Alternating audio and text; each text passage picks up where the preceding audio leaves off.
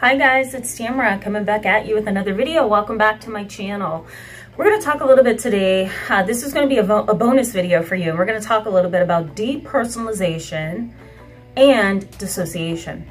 So let me explain why I want to talk about this. So I had a client come to see me today. And one of the things that she talked about was feeling this emotional and psychological detachment from reality. She couldn't quite understand why she was feeling these things. One of the things she said to me was, I feel like I dissociate on my way to work, or I feel like I dissociate while I'm walking through a mall or a crowded park or a crowded concert. And one of the things that we explored and expressed, or she expressed and I explored with her, was the concept of dissociation and how that plays a role in her defense mechanisms and in her coping. And so I want to make this just a little bit personal for you, whoever's watching.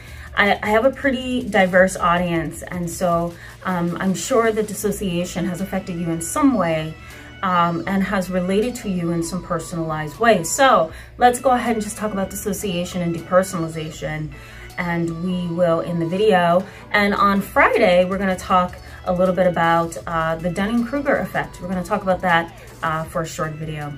I'm going to get you guys started on that idea at least. All right, so the benefits for you in this video today is that we're going to talk a little bit about dissociation and depersonalization. We're going to contrast them, and then I also want to personalize it and help you understand how dissociation possibly affects you in a personalized way. All right, so what is depersonalization, I should say? If I could speak today. Excuse me, I apologize for my stuttering. But I have written down here on my notes 4 things that I want you to keep in mind when you think about dissociation. So I'll read those in a second, but let me give you a generalized overview of what dissociation is. Dissociation is basically the idea that you are splitting off from reality, right? There's a part of you as a person who is connected and attached and very in tune to life, right? You're connected to it. But when something comes to threaten you emotionally, psychologically, sometimes physically, what the mind does to protect itself from being negatively impacted is to separate, right? So you separate from reality, and this part of your mind begins to go over there. And it's almost like, and I explain this to my kids this way, it's almost like a severe form of daydreaming. It's a severe form of daydreaming. It's allowing your mind. Dissociation, I should probably add as well, tends to be unconscious, right? So you're not technically allowing your mind to drift. You're allowing your mind to drift in daydreaming. But dissociation is a process that occurs when you least expect it. It's a process that you can't necessarily control. You can control the very beginning stages of it, right? You can learn with the therapist how to control the stages that happen at the very beginning of dissociation. So there may be times where you're being threatened emotionally, physically, or psychologically, and you notice that at the very beginning of the dissociation, you're beginning to detach. You're feeling numb, you're feeling a little bit nebulous, you're feeling confused, right? That's the beginning process of dissociation. So there's 4 ways to conceptualize dissociation. One is separation. Remember, separation from reality. You're actually splitting off from reality, okay? This is reality and this is you, and you're literally splitting off from reality. You can't handle what's going on in the moment. You can't handle the reality of the situation. The next way to conceptualize dissociation is disconnection. Okay, disconnection. You're disconnected. You're numb. You're not responding. The next way is detachment and severance. Okay, those are 4 different ways to look at dissociation. All right. When a person dissociates, they are not trying to be rude. They are not trying to disengage. They're not trying to not hear you. They're not trying to be blatantly disrespectful. Dissociation is an unconscious, unmotivated, meaning it's not something that you are trying to premeditate or do, right? So it is unmotivated by, or not motivated by any kind of undercurrent disrespectful thoughts, feelings, or emotions. It's an unconscious process that happens to protect oneself. So in what situations can dissociation occur? Well, one is trauma. I'm a trauma therapist, nationally certified and internationally certified as a trauma therapist. One of the things that I've seen in the United States and outside of the United States is dissociation. And what settings have I seen it, you may ask? Well, Holocaust survivors, people who have had sexual, physical, or long-term emotional and psychological abuse. So it has to be something that's really severe, like the Stockholm Syndrome or traumatic bonding, those kind of things.